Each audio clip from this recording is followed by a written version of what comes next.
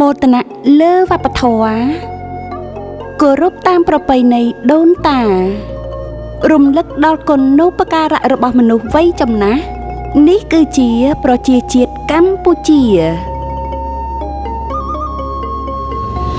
អបអរសាទរទិវាមនុស្សចាស់កម្ពុជានិងទិវាមនុស្សចាស់អន្តរជាតិ1តុលាលើកទី26ក្រោមប្រធានបទមនុស្សចាស់ក្នុងបដិវត្តកម្ម Digital យើងខ្ញុំសូមគោរពដឹងគុណចំពោះការលះបង់ទាំងប្រាជ្ញាស្មារតីកម្លាំងកាយចិនបទពិសោធន៍ដែលបានបង្កើតនូវធនធានមានប្រយោជន៍យ៉ាងច្រើនឥតគណនាសម្រាប់មនុស្សជំនាន់ក្រោយដោយមានការគាំទ្រដ៏ខ្ពង់ខ្ពស់ពីសម្ដេចអគ្គមហាសេនាបតីតេជោហ៊ុនសែនអតីតនាយករដ្ឋមន្ត្រីបច្ចុប្បន្នជាប្រធានព្រឹទ្ធសភានិងបន្តគាំទ្រដ៏ម៉ឺងម៉ាត់ពីសម្ដេចមហាបវរធិបតីហ៊ុនម៉ាណែតយើងខ្ញុំបដិញ្ញាបង្កើតនៅសមាគមមនុស្សចាស់បន្ថែមទៀតដើម្បីធានាឲ្យមានការចូលរួមយ៉ាងសកម្មពីមនុស្សវ័យចំណាស់របស់យើងក្នុងយុគសម័យ Digital នេះព្រះពុទ្ធសាសនាគឺជាគ្រឹះសំខាន់មួយនៃវប្បធម៌ខ្មែរដោយបានផ្ដល់នូវការគាំទ្រផ្នែកបញ្ញាស្មារតីនិងផ្លូវចិត្តយ៉ាងសំខាន់ដល់មនុស្សវ័យចំណាស់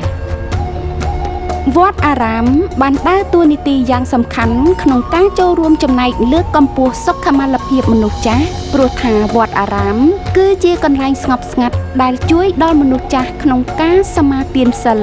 ទទួលបានការគាំទ្រពីព្រះសង្ឃតាមរយៈការផ្ដល់ចំណីអាហារសម្រាប់ហូបចុងនិងកន្លែងស្នាក់នៅសម្រាប់មនុស្សចាស់ជាពិសេសមនុស្សចាស់ដែលគ្មានទីពឹងហើយវត្តអារាមក៏ជាកន្លែងមួយងាយស្រួលក្នុងការប្រមូលផ្ដុំនិងផ្ដល់ការថែទាំមនុស្សចាស់បានផងដែរបច្ចុប្បន្ននេះគ្រប់វត្តអារាមបាននឹងកំពុងប្រើប្រាស់នៅបណ្ដាញសង្គម Digital យ៉ាងសកម្មដើម្បីផ្សព្វផ្សាយអំពីការប្រតិបត្តិសមាធិនិងពិធីសាសនាផ្សេងៗដែលអនុញ្ញាតឲ្យមនុស្សចាស់អាចចូលរួមបានពីផ្ទះការផ្សារភ្ជាប់ទៅនឹងជំនឿរបស់ពួកគាត់បែបនេះបានផ្ដល់នូវការអប់រំពុទ្ធអាវាននិងបង្កើតឲ្យមានសន្តិភាពផ្លូវចិត្តជូនដល់ពួកគាត់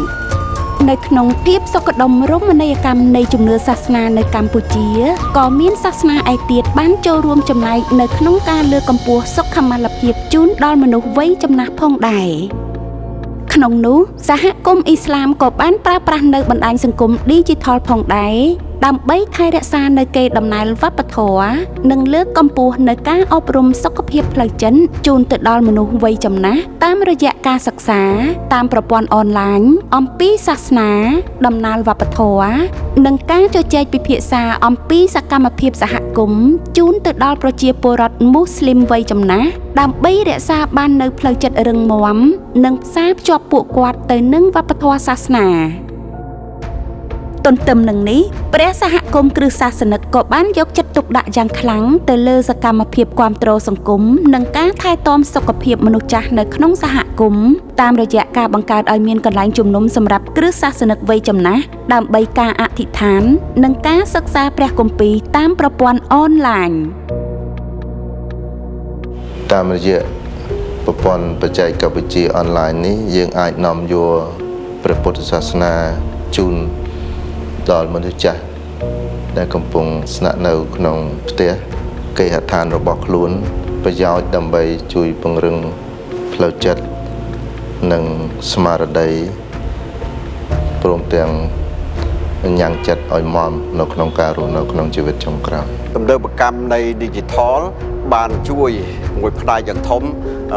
ដល់សហគមន៍អ៊ីស្លាមនៅក្នុងការផ្សព្វផ្សាយធម៌វិន័យសាសនាដើម្បីបញ្ជ្រាប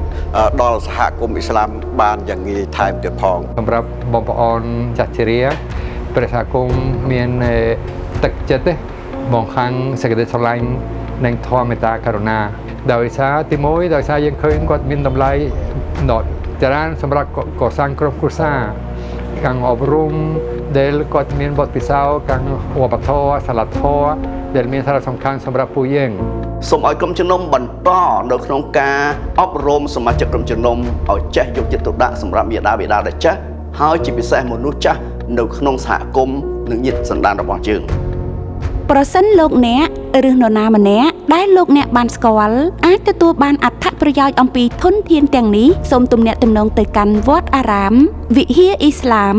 ឬព្រះវិហារគ្រឹះដែលស្ថិតនៅក្នុងសហគមន៍របស់លោកអ្នករួមគ្នាផ្សារភ្ជាប់ប្រពៃណីទៅនឹងបច្ចេកវិទ្យាដើម្បីបង្កើនការយកចិត្តទុកដាក់និងការថែទាំសុខុមាលភាពជូនទៅដល់មនុស្សវ័យចំណាស់នៅក្នុងសហគមន៍របស់យើង